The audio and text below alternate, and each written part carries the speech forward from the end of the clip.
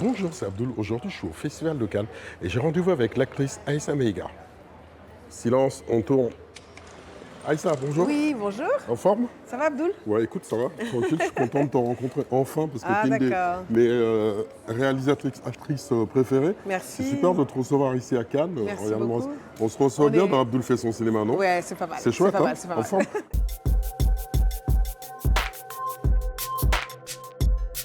Je t'ai découvert forcément comme dans Oui, le film de Clapiche, Les poupées russes. Et ouais. après, tu as fait aussi Bamako. Oui, Voilà. d'Abderrahmane Sissako. D'Abraham Sissako, qui est un Ouais. immense cinéaste. Oui, Et tu as une carrière incroyable, quoi, parce qu'en plus, moi, merci.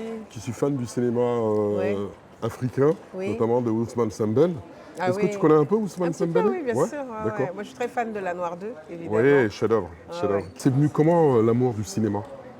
L'amour du cinéma, il est d'abord venu par les planches, parce que j'ai commencé par une comédie musicale quand j'étais adolescente, qui avait été écrite et mise en scène par ma prof de français à l'époque, qui avait changé de carrière et qui avait décidé de se lancer dans le théâtre. Et ensuite, naturellement, l'idée de jouer dans des films s'est imposée. Il y a des films qui m'ont marqué, évidemment, Une femme sous influence De John De Cassavetes? John Cassavetes. Avec Gina Rollins? Tu t'es Voilà, pris avec pour Gina Gina Rollins Rollins. à un moment Je donné? me suis jamais pris pour elle, mais en revanche, je l'ai rencontrée. Non. Et ouais, j'ai Ah, rencontré Gina Rollins parce qu'on a joué ensemble, une enfin pièce? séparément, dans Paris Je t'aime. Oui, oui, oui, c'était Voilà, des segments. voilà, C'est ça. exactement. C'était des courts-métrages sur Ouais, Paris. segments. Et je D'accord. l'ai rencontrée ici à Cannes d'ailleurs. Notre film, je crois, était à Un certain regard à l'époque. Et en fait, on a été présenté. Elle a été très, très, Ça très m'étonne pas. élogieuse et bienveillante à mon égard. J'étais bouleversée. Ah ouais, Gina Rollins, c'est la classe. Ouais. T'es à Cannes pour Oui. présenter le film qui s'intitule Le film s'appelle Promis le ciel, Oui, d'Erif Seheri. Et je joue Thierry le rôle de Sérimal. Marie, qui est Oui. une femme pasteur. Et c'est un film que j'ai adoré faire. C'est l'histoire de trois femmes. Donc cette femme pasteur, Marie, une jeune étudiante qui est jouée par Laetitia Ki, et puis une fille qui est jeune aussi et qui est vraiment dans la débrouille, qui est jouée par Déborah Nané. Et elles vivent toutes les trois à Tunis. Elles sont toutes les trois, enfin, sauf l'étudiante, les deux autres sont des migrantes dans le sens où elles n'ont pas réussi jusque-là à avoir une situation qui soit régulière. Et en fait, Marie tient à bout de bras sa paroisse, ses fidèles. Elle essaye vraiment d'élever leurs âmes pour les aider à supporter le poids d'une vie en Tunisie pour les subsahariens qui est difficile. Et une petite fille va leur arriver, qui a probablement vécu un naufrage sur la Méditerranée, qui est rescapée.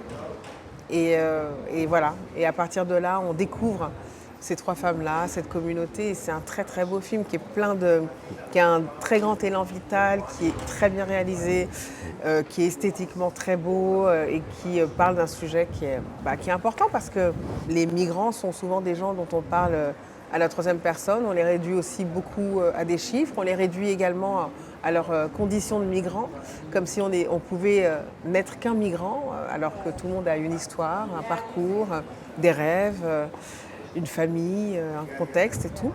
Comment c'est venu l'engagement chez toi? L'engagement, il fait partie de mon ADN. Mon père était un journaliste très engagé, pour le coup, véritablement engagé en politique. C'était un panafricaniste convaincu. C'est quelqu'un qui s'est vraiment battu pour les droits des femmes, pour les droits des enfants également, pour que l'Afrique puisse accomplir pleinement son destin, librement. C'est quelqu'un qui était très proche de Thomas Sankara. Et, Malheureusement assassiné. voilà, assassiné. Mon père a été assassiné également. J'avais 8 ans quand il est décédé. Il était très jeune, hein. Il avait 33 ans.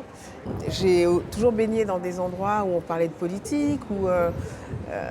Ça a toujours été là. Donc, moi, j'avais l'impression que c'était normal et ça a sans doute forgé quelque chose chez moi. Pour toi, le cinéma, ça évoque quoi? La liberté. Ouais, d'accord. Pour moi, ça doit être en fait un espace de liberté dans lequel il n'y a pas d'injonction en fait. Alors il y a des luttes, hein. On peut dire ce qu'on pense, il faut le dire, je pense. En revanche, je respecte complètement le besoin personnel des cinéastes. Ça doit être un espace dans lequel on a une liberté de création. Mais cette liberté, elle est à interroger. Elle est à interroger parce que le monde bouge, parce que les représentations aussi sont elles-mêmes interrogées et doivent être parfois redéfinies.